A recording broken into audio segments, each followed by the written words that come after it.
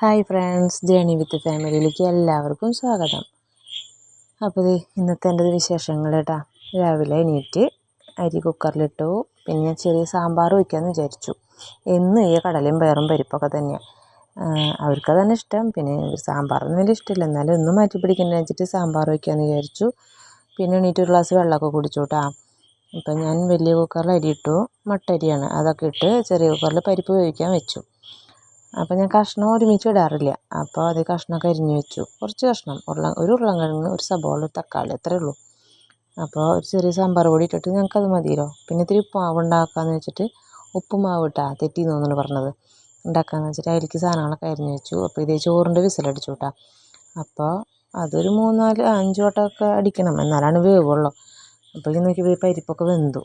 പരിപ്പ് വെന്തപ്പോൾ അത് പകർത്തി ഞാൻ എന്ത് ചെയ്തു, പരിപ്പ് വെന്തിട്ട് പകർത്തുന്നതിന് മുന്നേ കഷ്ണങ്ങളിട്ടിട്ട് ഒന്ന് വെറുതെ കഷ്ണങ്ങളിട്ട് ഇത്തിരി പുളി മാത്രം പിഴിഞ്ഞ് വെച്ച് ഒറ്റ വിസിലടിച്ചവിടെ വെച്ചു. അപ്പോൾ നോക്കുമ്പോണ്ടേ നമ്മുടെ വലിയേട്ടൻ വരുന്നു. വലിയേട്ടൻ വന്ന് വാതിലുമ്പോൾ തട്ടൽ വാതിൽ തുറന്നിട്ടുണ്ടായിരുന്നില്ല. പിള്ളേർക്ക് മുടക്കല്ലേ എന്ന്. അപ്പോൾ അവർ നേരമായിട്ട് എണീറ്റതേ. അപ്പോൾ എനിക്കുണ്ടായിരുന്നില്ല അവർ വലിയച്ഛൻ വരുമ്പോൾ. അപ്പോൾ അല്ലെങ്കിൽ നേരത്തെ എനിക്ക് പോകാനുള്ള പരിപാടിയൊക്കെ നോക്കും. അപ്പോൾ ചേട്ടൻ വന്നപ്പോൾ കൊണ്ടുവന്നതാണ് ഇതൊക്കെ കേട്ടാ.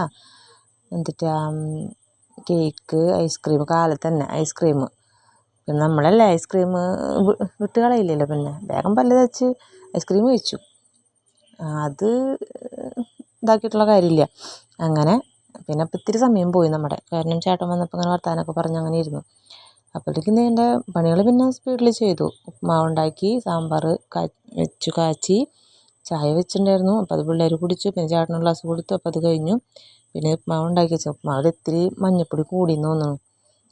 കുഴപ്പമില്ല കേട്ടോ. എന്നാലും നാളെയൊന്നും ഇട്ടില്ല. പിന്നെ നേരം ഉണ്ടായിരുന്നില്ല. ഞാൻ മെല്ലെ ചേട്ടൻ വന്നപ്പോൾ ഇത്തിരി നേരം പോയി.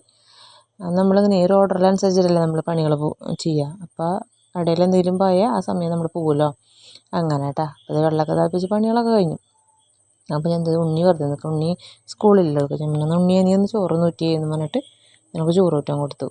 അങ്ങനെ കുളിയൊക്കെ കഴിഞ്ഞ് ചോറൊക്കെ പകർത്തി ഞാൻ ജോലിക്ക് പോയി. അത് കഴിഞ്ഞ് തൃശ്ശൂരൊക്കെ ഒന്ന് പോയി വന്നു കേട്ടോ.